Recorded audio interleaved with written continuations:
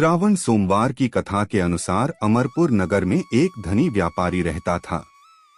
दूर दूर तक उसका व्यापार फैला हुआ था। नगर में उस व्यापारी का सभी लोग मान सम्मान करते थे। इतना सब कुछ होने पर भी वह व्यापारी अंतर्मन से बहुत दुखी था, क्योंकि उस व्यापारी का कोई पुत्र नहीं था। दिन रात उसे एक ही चिंता सताती रहती थी। उसकी मृत्यु के बाद उसके इतने बड़े व्यापार और धन संपत्ति को कौन संभालेगा। पुत्र पाने की इच्छा से वह व्यापारी प्रति सोमवार भगवान शिव की व्रत पूजा किया करता था। सायंकाल को व्यापारी शिव मंदिर में जाकर भगवान शिव के सामने घी का दीपक जलाया करता था। उस व्यापारी की भक्ति देखकर एक दिन पार्वती ने भगवान शिव से कहा, हे प्राणनाथ, यह व्यापारी आपका सच्चा भक्त है। कितने दिनों से यह सोमवार का व्रत और पूजा नियमित कर रहा है। भगवान, आप इस व्यापारी की मनोकामना अवश्य पूर्ण करें।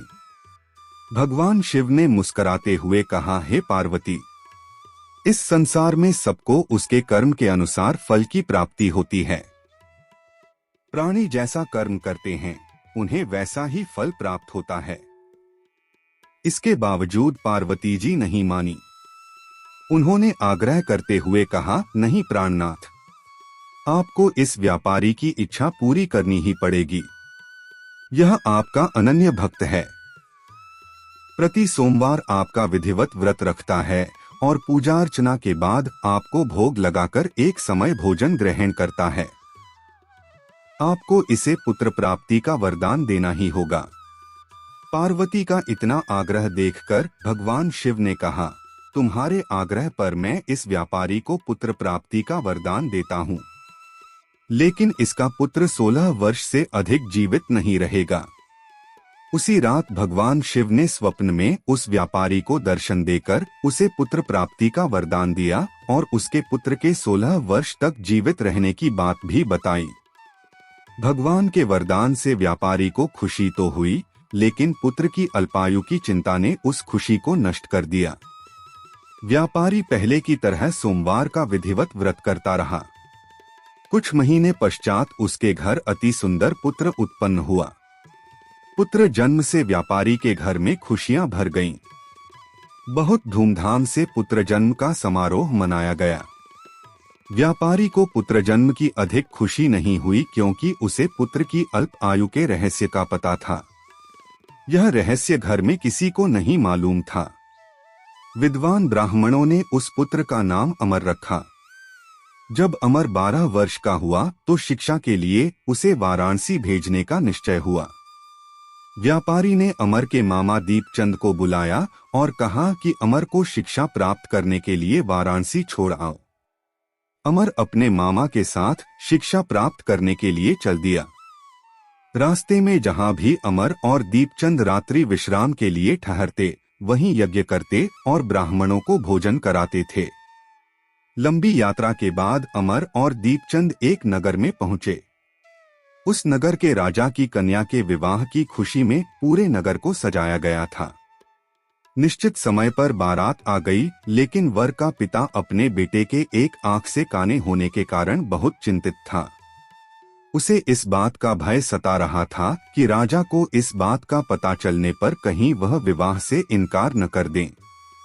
इससे उसकी बदनामी होगी। वर के पिता ने अमर को देखा तो उसके मस्तिष्क में एक विचार आया। उसने सोचा, क्यों न इस लड़के को दूल्हा बनाकर राजकुमारी से विवाह करा दूं। विवाह के बाद इसको धन देकर विदा कर दूंगा और राजकुमारी को अपने नगर में ले जाऊंगा। वर के पिता ने इसी संबंध में अमर और दीपचंद से बात की। दीपचंद ने धन मिलने के लालच में वर के पिता की बात स्वीकार कर ली। अमर को दूल्हे के वस्त्र पहनाकर राजकुमारी चंद्रिका से विवाह करा दिया गया। राजा ने बहुत सा धन देकर राजकुमारी को विदा किया। अमर जब लौट रहा था तो सच नहीं छिपा सका और उसने राजकुमारी की ओढ़नी पर लिख दिया, राजकुमारी चंद्रिका, तुम्हारा विवाह तो मेरे साथ हुआ था, मैं तो वाराणसी में शिक्षा प्राप्त करने जा रहा हूँ। अब तुम्हें जिस नवयुवक की पत्नी बनना पड़ेगा वह कान्हा है। जब राजकुमारी ने अपनी ओढ़नी पर लिखा हुआ पढ़ा तो उसने काने लड़के के साथ जाने से इनकार कर दिया। राजा ने सब बातें जानकर राजकुमारी को महल में रख लिया। उधर अमर अपने मामा दीपचंद के साथ वाराणसी पहुंच गया। अमर ने गुरुकुल में पढ़ना शुरू कर दिया। जब अमर की आयु 16 वर्ष पूरी हुई तो उसने एक यज्ञ किया। यज्ञ की समाप्ति पर ब्राह्मणों को भोजन कराया और खूब अन्न वस्त्र दान किए। रात को अमर अपने शयन कक्ष में सो गया। शिव के वरदान के अनुसार शयनावस्था में ही अमर के प्राण पखेरु उड़ गए। सूर्योदय पर मामा अमर को मृत देखकर रोने पीटने लगा। आसपास के लोग भी एकत्र होकर दुख प्रकट करने लगे। मामा के रोने विलाप करने के स्वर समीप से गुजरते हुए भगवान शिव और माता पार्वती ने भी सुने। पार्वती जी ने भगवान से कहा, प्राणनाथ, मुझसे इसके रोने के स्वर सहन नहीं हो रहे। आप इस व्यक्ति के कष्ट अवश्य दूर करें। भगवान शिव ने पार्वती जी के साथ अदृश्य रूप में समीप जाकर अमर को देखा तो पार्वती जी से बोले, पार्वती, यह तो उसी व्यापारी का पुत्र है। मैंने इसे 16 वर्ष की आयु का वरदान दिया था। इसकी आयु तो पूरी हो गई।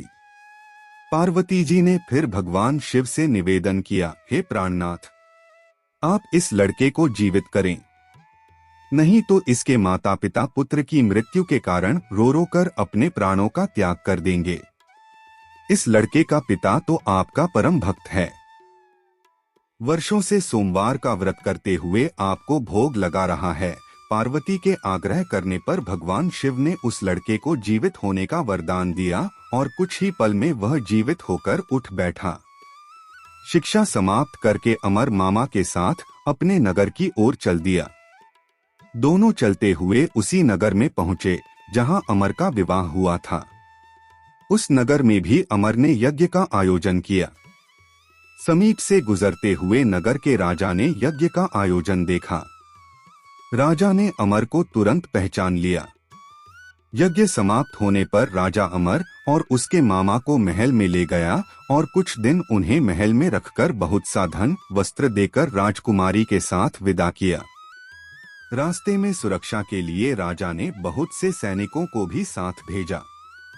दीपचंद ने नगर में पहुंचते ही एक दूत को घर भेजकर अपने आगमन की सूचना भेजी। अपने बेटे अमर के जीवित वापस लौटने की सूचना से व्यापारी बहुत प्रसन्न हुआ। व्यापारी ने अपनी पत्नी के साथ स्वयं को एक कमरे में बंद कर रखा था। भूखे प्यासे रहकर व्यापारी और उसकी पत्नी बेटे की प्रतीक्षा कर रहे थे। उन्होंने प्रतिज्ञा कर रखी थी कि यदि उन्हें अपने बेटे की मृत्यु का समाचार मिला तो दोनों अपने प्राण त्याग देंगे। व्यापारी अपनी पत्नी और मित्रों के साथ नगर के द्वार पर पहुंचा। अपने बेटे के विवाह का समाचार सुनकर पुत्रवधू राजकुमारी चंद्रिका को देखकर उसकी खुशी का ठिकाना न रहा। उसी रात भगवान शिव ने व्यापारी के स्वप्न में आकर कहा, हे श्रेष्ठी, मैंने तेरे सोमवार के व्रत करने और व्रत कथा सुनने से प्रसन्न होकर तेरे पुत्र को लंबी आयु प्रदान की है। व्यापारी बहुत प्रसन्न हुआ। सोमवार का व्रत करने से व्यापारी के घर में खुशियां लौट आईं। शास्त्रों में लिखा है कि जो स्त्री पुरुष सोमवार का विधिवत व्रत करते और व्रत कथा सुनते हैं, उनकी सभी इच्छाएं पूरी होती हैं।